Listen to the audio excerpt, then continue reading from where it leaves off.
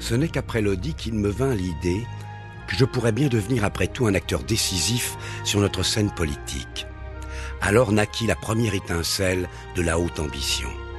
Mémorial de Sainte-Hélène.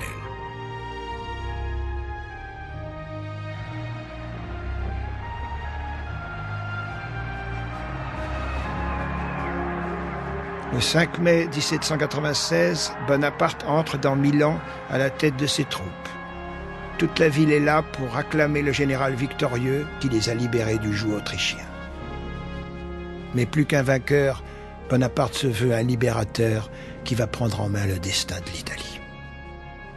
Peuple d'Italie, l'armée française vient rompre vos chaînes. Le peuple français est l'ami de tous les peuples. Nous n'en voulons qu'au tyran qui vous asservisse.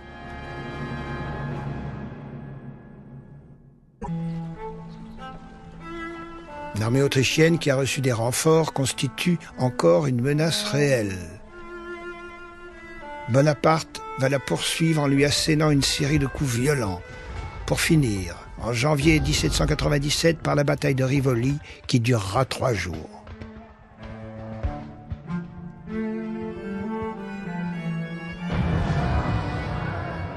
C'est en Italie qu'est née la légende de l'invincible Bonaparte.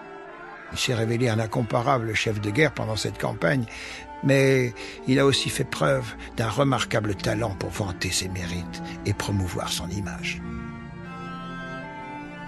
Bonaparte, dès ses premiers succès, a compris qu'il ne suffit pas de remporter des victoires, il utilise l'image en sorte que ces victoires de l'armée d'Italie vont être connues en France. Napoléon, d'emblée, s'est composé un personnage. Il a d'emblée arrangé son histoire. Il crée une presse, des journaux, la France vue de l'armée d'Italie, le courrier de l'armée d'Italie, qui exalte ses victoires. C'est Bonaparte lui-même qui rédige certains de ces journaux et notamment il écrit de lui-même « Bonaparte vole comme l'éclair et frappe comme la foudre ».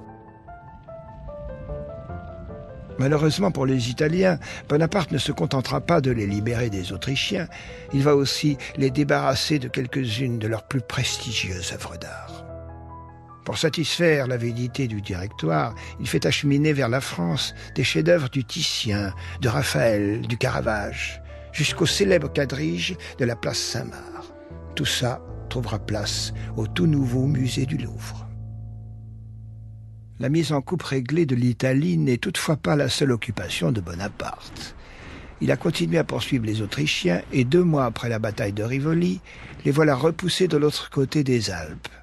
Lui-même se retrouve à une centaine de kilomètres de Vienne. Assommé par la déconfiture de ses troupes, l'empereur d'Autriche demande la paix. Bonaparte décide de négocier lui-même. Il exige la Belgique, la rive gauche du Rhin et un gros morceau d'Italie pour y tailler une république sœur.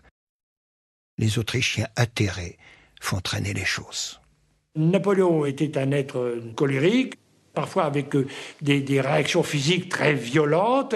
Et comme les négociations traînaient, Napoléon s'est agité, marché en long et en large, en travers, et en marchant, et il a heurté le petit guéridon sur lequel était le service à thé, et il l'a renversé.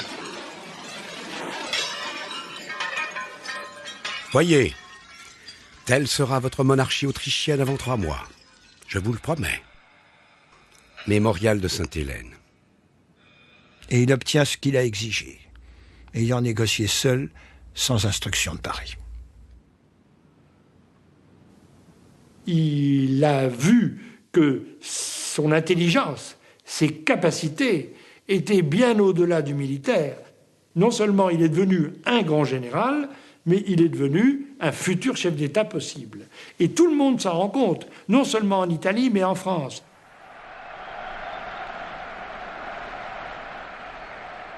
Son retour à Paris est triomphal. Nous sommes à la fin de 1797 et le vainqueur de la campagne d'Italie vient remettre au Directoire le texte du traité qu'il a conclu et qui met fin à la guerre en Europe. Seule l'Angleterre a refusé de désarmer. Il n'a que 28 ans et vient d'écraser avec son armée de va-nu-pieds la prestigieuse armée autrichienne sans perdre une bataille.